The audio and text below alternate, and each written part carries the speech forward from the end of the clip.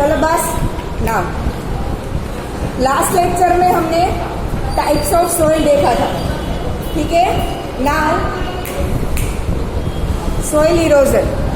Soil erosion मतलब कि soil का धुल जाना, ऊपर से जो फर्टाइल सोइल होती है वो धुल के पानी के साथ बहकर चली जाएगी, ठीक है।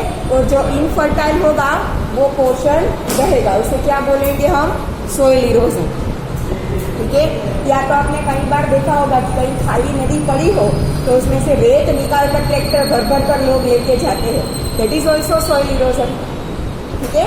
देखो, erosion means the transportation of land particles from one place to another with the help of moving air and water.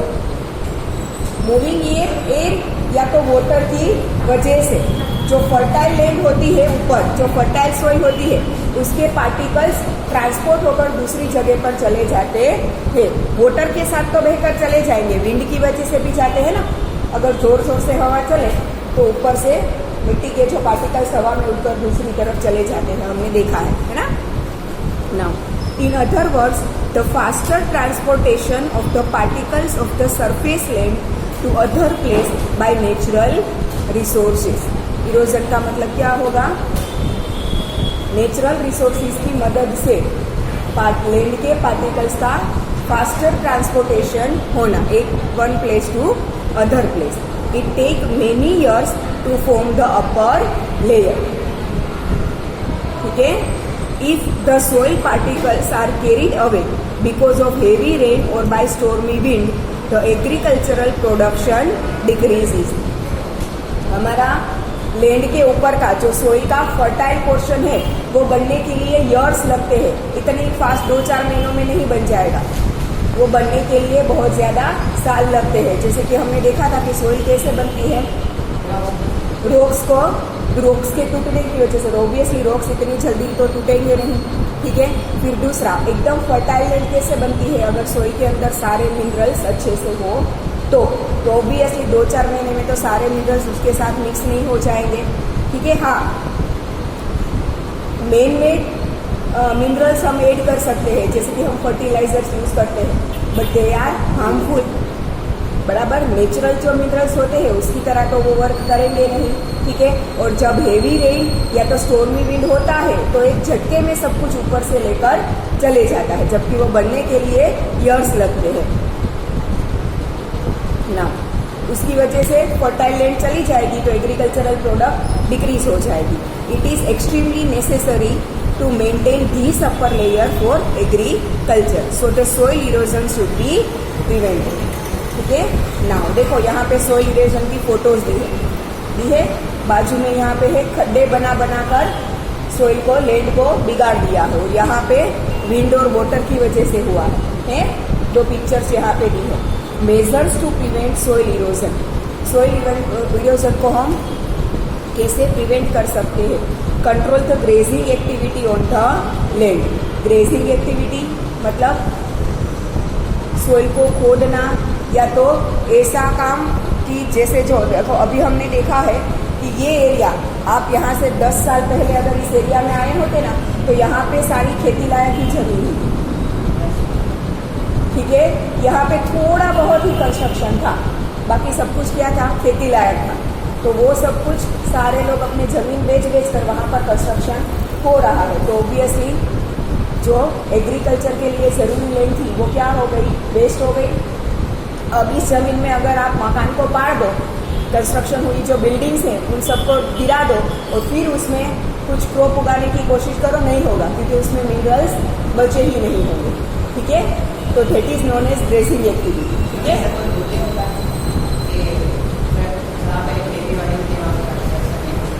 हाँ, वही नहीं, पहले ये जो खेती लायक जमीन होती है ना उसे कमर्शियल में कन्वर्ट करना पड़ता है, फिर ही उस पर कंस्ट्रक्शन हो सकता है। वो प्रोसेस करनी पड़ती है, उसके बाद हो सकता है। Plantation should be carried out in contour method in slopy regions. Slopy regions जो होते हैं वहाँ पे प्लांटेशन होने चाहिए, बट ऐसे प्लांटेशन करने चाहिए कि जिसे कम वाटर की ज़रूरत हो, क्योंकि स्लोप पर पानी क्या हो जाएगा? गिरकर फटाफट चले जाएगा, तो उसके रूट्स पर, जैसे कि हमारी एकदम प्लेन लैंड होती है उस पर आप पानी डालो तो थोड़े टाइम तक भरा रहेगा, तो धीरे धीरे परकोलेट होकर वाटर जमीन के अंदर जाएगा तो रूट्स को मिलता रहेगा। जबकि स्लोपी लैंड में क्या होता है, पानी नीचे चला जाता है। तो आप जितना ज़्यादा प्लांटेशन करोगे ना, वो प्लांटेशन के जो रूट्स होंगे या तो उसकी स्टेम्स होगी, वो पानी को वहाँ पे झकड़ के रखेगी। ठीक है, तो जो स्लोपी एरिया है वहाँ पे प्लांटेशन ठीक होना चाहिए, जिसकी वजह से वाटर है वो वहाँ पर स्टे कर सके। ठीक है, प्लांट ट्रीज इन फेलो लैंड, जो खाली पड़ी जमीन है वहाँ पे भी प्लांटेशन करने की कोशिश करो तो धीमे धीमे उसमें मिनरल्स ऐड होते जाएंगे। हाँ, अचानक से नहीं होगा, थोड़े साल उस पर वर्क करना पड़ेगा, तब वो खेती लायक फिर से बन जाएगी अगर काम करने लगेंगे तो। Construct check dams where there are streams. Streams मतलब पानी जहाँ से निकल रहा हो, स्ट्रीम्स मतलब छोटी छोटी बहुत छोटी छोटी नदियाँ जो होती है वहाँ पे भी चेक डैम बनाओ ताकि वो पानी भरा रह सके। वरना स्ट्रीम्स क्या होता है, जब मानसून की सीजन होती है तभी उसमें पानी आता है, वरना पानी बह के सारा क्या चला जाएगा, दरिया में चला जाएगा। मानसून की सीजन में रहेगा, जैसे ही धूप निकलेगी सारा पानी सूख जाएगा। ठीक है, पूरे साल वो खाली ही रहती है। तो चेक डैम बनाओगे तो पानी वहाँ पर भरा रह सकता है। फिर है cultivate very deeply in the field to reduce the speed of the water. Water की स्पीड कम करने के लिए जो खाली लैंड है वहाँ भी कल्टीवेशन करना चाहिए। कल्टीवेशन मतलब गुजराती में कहिए तो जमीन ने खेड़वानी, बराबर इंस्ट्रूमेंट्स की वजह से जमीन को ऊपर नीचे करते हैं ताकि नीचे के जो मिनरल्स हो वो ऊपर आ सके। ठीक है, और लैंड क्या हो जाएगी, एकदम सॉफ्ट हो जाएगी, जिसकी वजह से वाटर परकोलेशन ईजी होगा। अभी यहाँ पे रोड के किनारे की जो जमीन होती है वो कैसी होती है, एकदम हार्ड होती है, उस पर पानी डालो तो पानी अंदर जाएगा पर देर लगेगी। जितना फर्टाइल लैंड में जाएगा उतना जल्दी नहीं जाएगा। तो ज़्यादा से ज़्यादा कल्टीवेट करो और कल्टीवेट डीपली, सिर्फ ऊपर का लेयर कल्टीवेट करो ऐसा नहीं है, डीपली करोगे तो ज़्यादा सॉफ्टनेस बढ़ेगी और ज़्यादा पानी परकोलेट होगा। ठीक है, तो लैंड को बने उतना ज़्यादा कल्टीवेट करो जिससे कि वो वाटर को स्टोर कर सके। ठीक है, नेक्स्ट सोइल कंजर्वेशन, ये इरोजन कैसे रोक सकते हैं, मतलब कंजर्व कैसे कर सकते हैं। Soil conservation means to prevent the soil erosion and to maintain its quality. Conservation का मतलब क्या होता है, सोइल इरोजन को स्टॉप करना और सोइल की क्वांटिटी मेंटेन करना, quality sorry. Soil conservation is directly connected to retain the soil particles at their original place. Soil conservation का मतलब क्या होता है कि सोइल के अंदर जो पार्टिकल्स, जो मिनरल्स वगैरह है, उसे उसी की जगह पर संभाल के रखना।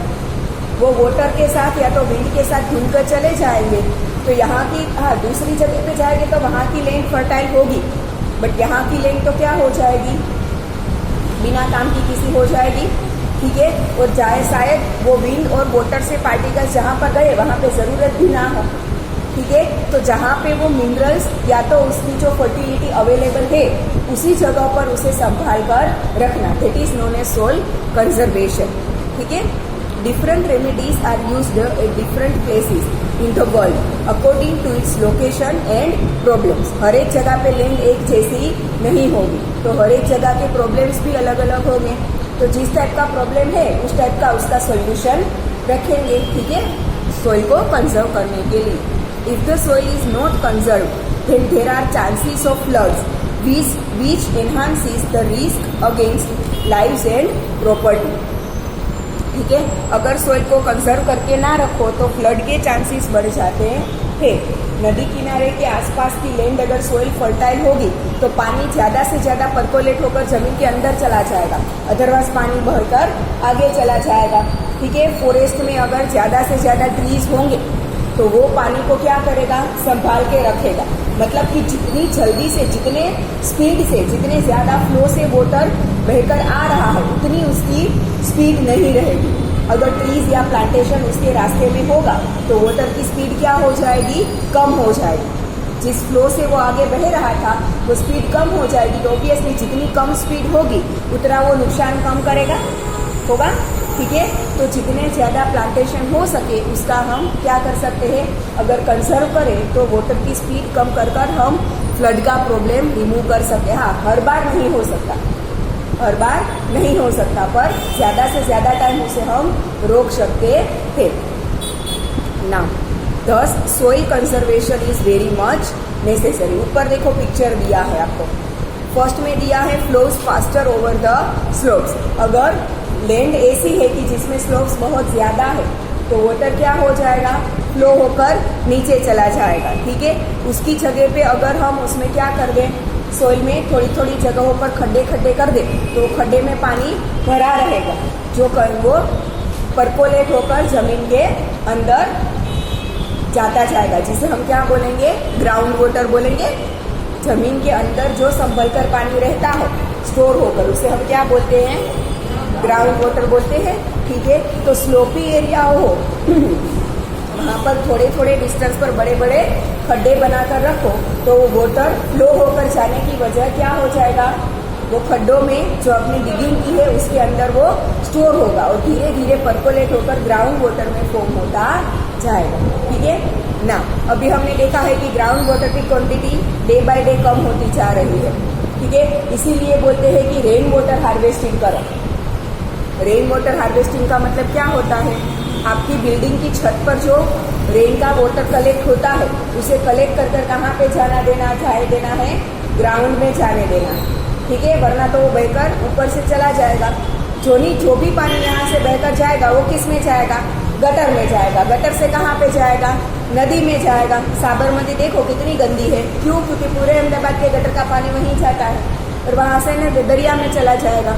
ठीक है, तो वो पानी तो वेस्ट हो जाएगा। अगर हम उसे हार्वेस्ट कर रखें, संभाल कर रखें, तो पूरे ईयर के लिए हम उसका यूज कर सकते हैं। ठीक है ना, remedies of soil conservation. Soil conservation करने के लिए अलग अलग क्या कर सकते हैं हम, मेथड्स भी है। The roots of the trees in forest cover hold up the soil particles. Forest में जो सॉइल ट्रीज के रूट्स होते हैं वो सॉइल के पार्टिकल्स को अपने साथ जकड़ कर रखते हैं। हमने देखा है कि अगर कोई प्लांट को या तो ट्री को जमीन से उखाड़ना हो तो कितनी मेहनत करनी पड़ती है, क्यों, क्योंकि वो सॉइल के पार्टिकल्स के साथ रूट्स चिपके हुए होते हैं, तो उसे सेपरेट करना थोड़ा मुश्किल होता है। ठीक है, तो जितने ज़्यादा ट्रीज या तो प्लांटेशन होगा उतने सॉइल के पार्टिकल्स वहाँ पर जकड़ के रहेंगे। जितने पार्टिकल्स जकड़ कर रूट्स के साथ रहेंगे उसे रूट्स के थ्रू पानी मिलता जाएगा। ठीक है ना, plant trees in the river gorges and on mountain slopes. अगर स्लोप्स पर, जैसे अभी ऊपर हमने देखा कि खड्डे ना बनाए, बट जो स्लोपी एरिया होता है वहाँ ज़्यादा से ज़्यादा प्लांटेशन करें, तो सेम वो रूट्स क्या करेंगे, वाटर को जकड़ कर रखेंगे। ठीक है, दूसरा कि जो एकदम स्पीड से पानी बहकर जा रहा था उसके रूट में, उसके पाथ में क्या आ जाएगा, ट्रीज के स्टेम्स वगैरह आ जाएगा, जिसकी वजह से उसका फ्लो क्या हो जाएगा, थोड़ा स्लो हो जाएगा। जो फ्लो है उसका स्लो क्या, उसका जो स्पीड थी वो स्लो हो जाएगी। अगर स्पीड स्लो हो जाएगी तो उसे परकोलेशन के लिए ज़्यादा से ज़्यादा टाइम मिलेगा। ठीक है, उतना वो ग्राउंड वाटर में ज़्यादा से ज़्यादा कन्वर्ट होता जाएगा। ठीक है, a series of trees should be grown near a desert region to prevent the winds with more velocity। Deserted जो रीजन होते हैं उसके आसपास ट्रीज ज़्यादा से ज़्यादा लगाने चाहिए, क्योंकि डेजर्ट एरिया में विंड्स बहुत ज़्यादा क्रिएट होते हैं।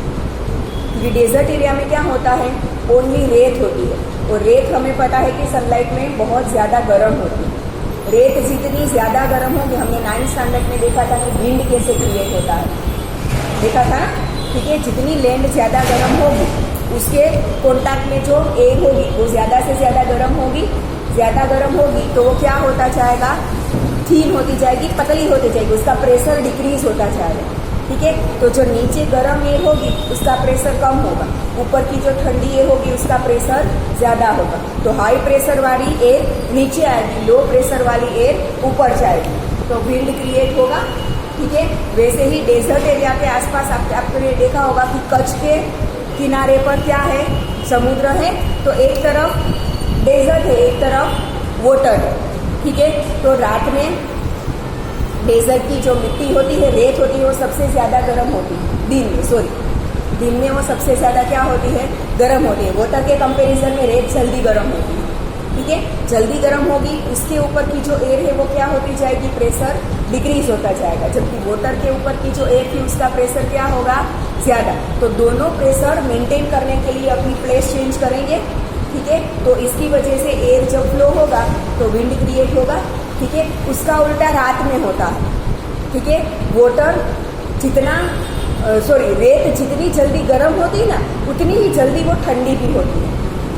मतलब रात में पानी जितनी देर से ठंडा होगा उससे कहीं जल्दी रेत ठंडी हो जाएगी, ठीक है। तो रात में जो पानी के ऊपर की एयर थी वो थोड़ी गर्म होगी और रेत के ऊपर की एयर है वो थोड़ी क्या होगी, ठंडी होगी, जिसकी वजह से रेत के ऊपर का जो सॉइल के ऊपर की जो वो एयर होगी उसका प्रेशर ज्यादा होगा क्योंकि वो ठंडी है, ठीक है। और वाटर के ऊपर की जो एयर होगी उसका प्रेशर कम होगा क्योंकि वो गर्म है। तो रात में विंड वाटर टू लैंड तरफ फ्लो करेगा और डेज को विंड किस तरफ फ्लो करेगा, लैंड टू वाटर, ठीक है। तो ये विंड की डायरेक्शन, अगर डेजर्ट के आसपास ट्रीज प्लांटेशन होगा तो वो विंड को क्या करेगा, पाथ को स्टॉप कर देगा वहां पे, मतलब उसमें अड़चन पैदा करेगा, ठीक है। उसके पाथ में क्या करेगा, वो रुकावट पैदा करेगा, ठीक है। जिसकी वजह से विंड की स्पीड क्या होती जाएगी, थोड़ी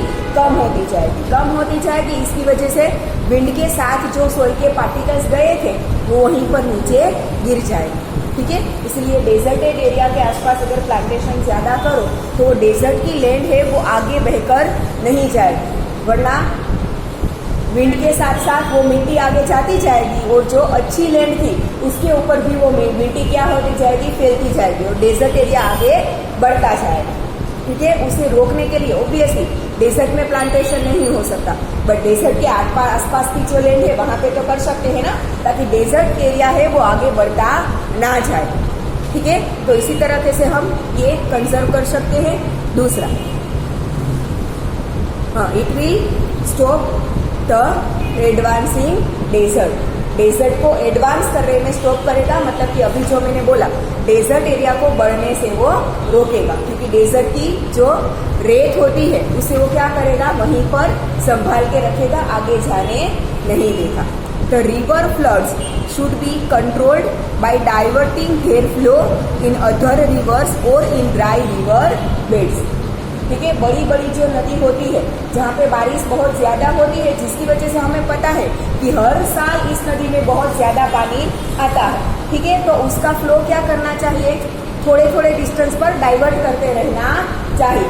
जो खाली नदियां पड़ी थी छोटी छोटी उसमें डाइवर्ट कर जाने दो, या तो खाली कोई मैदान है उसमें पोंड जैसा बना के उसमें डाइवर्ट कर दो, ताकि वो पानी दूसरी जगहों पे जाए, वरना क्या होगा, फ्लड आएगा, नदी के आसपास के एरिया क्या हो जाएंगे, धुल जाएंगे। अगर फ्लड नहीं आएगा तो जोर से वो पानी फ्लो होकर कहाँ जाएगा, नीचे दरिया में ही जाएगा, जो कुछ भी काम नहीं आएगा, ठीक है। तो हमें पता है कि एवरी ईयर इस नदी में ज्यादा पानी आता है, तो वहां पे क्या करना चाहिए, थोड़े थोड़े डिस्टेंस पर उसका फ्लो डाइवर्ट करना चाहिए। पूरा फ्लो डाइवर्ट नहीं कर सकते, तो थोड़ा बहुत तो डाइवर्ट कर सकते हैं ना, ठीक है, ताकि थोड़ा पानी बहकर क्या जा सके, दूसरे पार्ट में जा सके, ठीक है। ऐसा हम कर सकते हैं।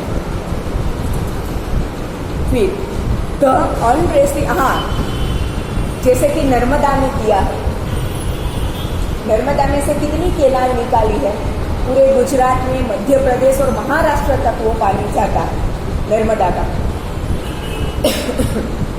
ठीक है। तो केनाल निकालना मतलब कि वो पानी के वाटर के फ्लो को डाइवर्ट करना, ठीक है। जिस डायरेक्शन में जा रहा था उसे अलग अलग डायरेक्शन में बहुत सारी केनाल निकाली, तो दूसरी डायरेक्शन में वाटर का फ्लो करो, सारा पानी नहीं करो, वरना तो रिवर के आगे का एरिया सूखा हो जाएगा, सारा नहीं, थोड़ा बहुत डाइवर्ट कर दो तो वो पानी कितना काम आएगा ना। नर्मदा की वजह से कितना पानी गुजरात को मिल रहा है। अब जब तक केनाल वगैरह नहीं था, उसके पानी का यूज नहीं हो रहा था, तब तक वो पानी बहकर समुद्र में ही जा रहा था, ठीक है। अब जो सरदार सरोवर योजना है उसकी वजह से पानी कितना कलेक्शन होता है, जिसमें से इलेक्ट्रिसिटी भी प्रोड्यूस होती है ना, ठीक है।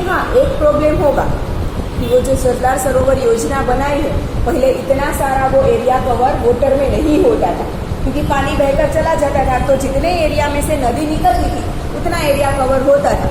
जबकि ये डैम बनाने के लिए ज्यादा से ज्यादा एरिया कवर करना पड़ेगा ना, ठीक है। वो डैम के ऊपर अगर आप कहीं गए हो, कभी कोई गया है वो डैम के ऊपर कभी? हाँ, अगर आप कभी उस डैम के ऊपर गए हो ना, तो आप देखना कि आपको कितना बड़ा, जहां तक आपकी नजर जाएगी ना, आपको ऐसा लगेगा कि डैम ही है। ठीक है, इतना बड़ा एरिया कवर किया है। तो ऑब्वियसली नदी के आसपास की लैंड तो बहुत ज्यादा फर्टाइल होगी, खेती लायक ही होगी। तो वो लैंड सारी डैम के पानी में चली जाएगी, तो अब तो वहां पे एग्रीकल्चर हो नहीं सकता। तो पहले वो लोगों ने बहुत ज्यादा उसके सामने प्रोटेस्ट भी किया था और ओपोज भी किया था। जिसकी जमीन चले जाएगी उसका क्या, उसके आसपास जो छोटे छोटे गांव थे ना, उन्हें भी खाली किया गया है और उन लोगों को रहने के लिए अपनी जमीन, घर वगैरह दिया है गवर्नमेंट की तरफ से।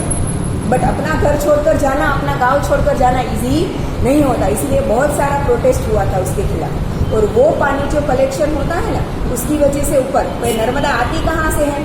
मध्य प्रदेश में से।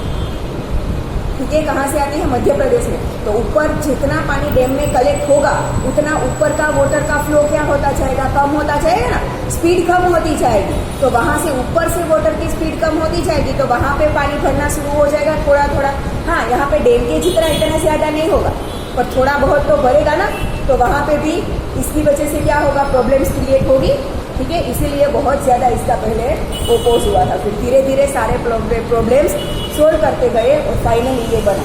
डिसाइड हुआ था कि बनाना है और बन ही गया, ऐसा नहीं है। बहुत साल पहले उसकी योजनाएं बनाई गई थी, बहुत सालों के बाद उसे इम्प्लीमेंट किया गया। ठीक है, now the unrestricted pastures loosens the soil layer on the mountains. It should be prevented. Unrestricted pasturing मतलब loosens the soil layer on the mountains. Mountain के ऊपर हर एक जगहों पर जाकर वहां पर अगर वहां पे लोग बहुत ज्यादा शुरू जाना हो गए, तो वो लैंड क्या होती जाएगी? सॉफ्ट बनती जाएगी, जिसकी वजह से पानी के साथ वो धुलकर चली जाएगी। जितनी सॉफ्ट लैंड होगी, आप देखना, रेत इतनी मिट्टी यहाँ पर डालकर देखो, थोड़ा स्लोपी जैसा बना, मिट्टी डालो उस पर और पानी बहाओ, तो वो मिट्टी उसके साथ धुलकर चली जाएगी। ठीक है, तो माउंटेन एरियाज में, ऐसे अनपेस्चरिंग एरिया में, जो अनरेस्ट्रिक्टेड एरिया है, वहां पे पेस्चरिंग क्या करना चाहिए? बंद करना चाहिए। ठीक है, ताकि वो एरिया तो संभल के रह सके। ठीक है, जहाँ पर घूमने लायक जगह होती है वहां पे तो लोग जाते ही है, और वहां पे तो कुछ वाटर कलेक्शन वगैरह पॉसिबल ही नहीं है। बट जो अनरेस्ट्रिक्टेड और रेस्ट्रिक्टेड एरिया अलग अलग रखोगे, तो जिसकी उसकी वजह से माउंटेन में भी हम वाटर कलेक्शन कर सकते हैं। ठीक है, now it should be prevented, जिसको प्रिवेंट करना चाहिए। यहाँ पे देखो, नीचे दो अलग अलग पिक्चर दिए हैं। फर्स्ट है टेरेस्ड फार्म्स। टेरेस्ड फार्म्स का मतलब क्या होता है पता है? स्लोपी जो रीजन होता है ना, वहां पे भी फार्मिंग करना, पर इस तरह के से क्रॉप्स डालने नहीं चाहिए, वरना तो पानी चला जाएगा। थोड़े थोड़े डिस्टेंस पर क्या करना चाहिए? टेरेस जैसा बनाया है, देखो यहाँ पे पिक्चर में दिख रहा है। ठीक है, बड़े बड़े स्टेप्स, मतलब छोटे छोटे टेरेस जैसा एरिया बनाते हैं, जिसके अंदर पानी भरा रहेगा। ठीक है, तो वो परकोलेट होकर अंदर भी जाएगा, और जहाँ वहां पे जो एग्रीकल्चर प्रोडक्ट्स डाली है, उसको रूट्स को पानी भी अच्छे से मिलेगा। ठीक है, दूसरा बाजू में दिया है हॉरिजॉन्टल कल्टीवेशन दिया है।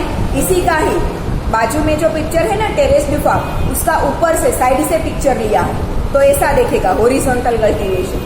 ठीक है, स्लोपी एरिया था, उसमें थोड़े थोड़े डिस्टेंस पर हॉरिजॉन्टल एरिया बना दिया, जिसकी वजह से हॉरिजॉन्टल कल्टीवेशन हम कर सकते हैं।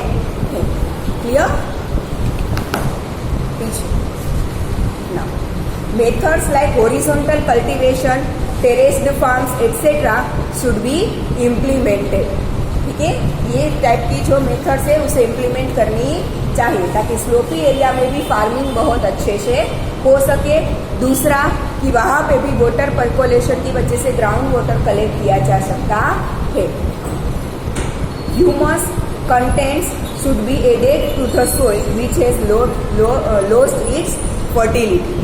जो लैंड ने अपनी फर्टिलिटी लॉस्ट कर दी है, मतलब कि अब वो इनफर्टाइल हो गई है, उसमें ह्यूमस की क्वांटिटी ऐड करनी चाहिए, जिसकी वजह से वो ज्यादा से ज्यादा फर्टाइल हो सके। अब humus, man made humus add करना मतलब कि 10th स्टैंडर्ड में आपके साइंस में आएगा, चैप्टर नंबर 15 हो गया है आपका, रिसोर्सिस वाला 14 या 15 है, I don't know exactly the number. Science में 14 या 15 नंबर का चैप्टर है, sources of energy, chapter number 14। आपकी साइंस में चैप्टर नंबर 14 है सोर्सेस ऑफ एनर्जी।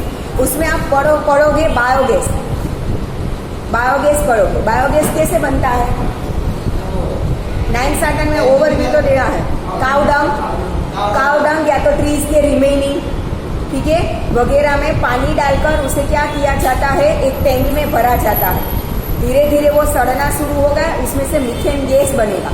वो मीथेन गैस पाइप के थ्रू हमारे किचन तक पहुंचता है, दैट इज बायोगैस, जिससे कुकिंग होती है। वो नेचुरली बनाया गया है और वो विदाउट एनी एक्सपेंस है। पहली बार बायोगैस प्लांट लगाने का ही सिर्फ एक्सपेंस होगा, फिर वो मुफ्त में फ्री में मिलता रहेगा। और गैस प्रोड्यूस हो गया, उसके बाद जो रिमेनिंग बचा काउ डंग का और ट्रीज का सड़ा हुआ, सड़ने के बाद उसमें से गैस फॉर्म हो गया, बाकी का जो पार्ट बचा ना, वो हम फर्टिलाइजर में यूज कर सकते हैं। उसमें नाइट्रोजन की क्वांटिटी बहुत ज्यादा होती है, जो कि प्लांट्स के लिए बहुत अच्छा है, ठीक है। तो इसे बोलते हैं नेचुरल फर्टिलाइजर, ठीक है।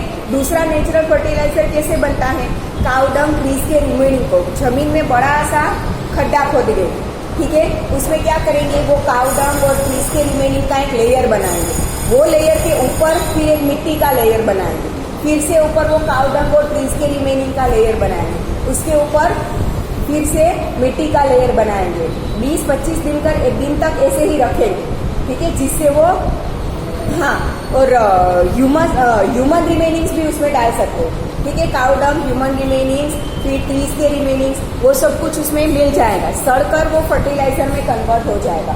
ऊपर से मिट्टी का लेयर निकाल देंगे, फिर नीचे एकदम आपको फर्टिलाइजर मिट्टी के जैसा, जैसे मिट्टी हाथ में लो तो ऐसा कर करके खेत की मिट्टी कैसी होती है, ठीक है, उस टाइप का वो फर्टिलाइजर बन जाएगा। आप हाथ में लेकर ऐसे कर सकते हो, ठीक है। वो फर्टिलाइजर पूरे खेत में डाला जाता है, उसे बोलते हैं नेचुरल फर्टिलाइजर। तो इन सब का इसकी वजह से ह्यूमस की क्वांटिटी बहुत ज्यादा बढ़ती है लैंड में। तो ये सब कुछ करेंगे तो हम ह्यूमस की क्वांटिटी एक्स्ट्रा ऐड कर सकते हैं, जिसकी वजह से लैंड क्या होगी, फर्टाइल होगी, ठीक है। इसी के साथ ये चैप्टर हो